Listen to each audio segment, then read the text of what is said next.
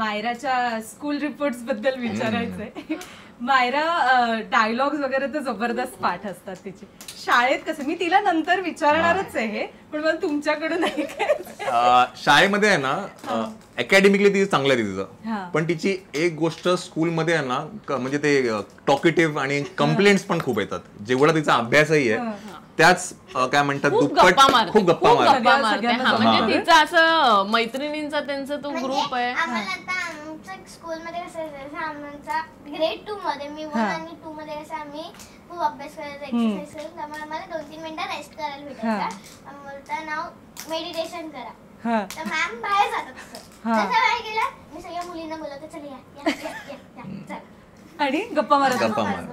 एवढे काय विषय असतात तुझ्याकडे? खूप नॉनस्टॉप.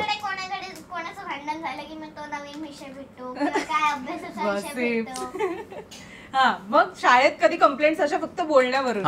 टीचरचं एक असतं की बाबा टॉकेटिव्ह आहे आणि ते तिला थोडं, पण ते त्यांना काय म्हणतात उपजापद आहे. म्हणजे कारण का ती ज्याच्यामध्ये वावरते तिथे तिला सतत बोलणं, इंटरॅक्शन करणं हे आलेलं आहे. ते तुम्ही तिला प्रश्न विचारला त्या प्रश्नाला ती उत्तर देणारच आहे. सो तिचा एक से प्रत्येक वेळेला असतो.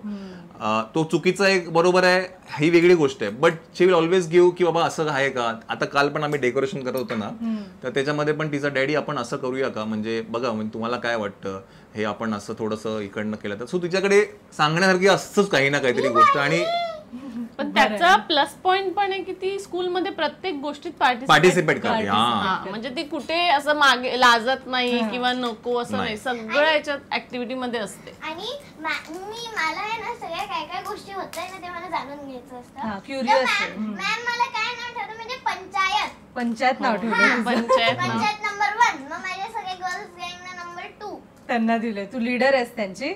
अरे वा.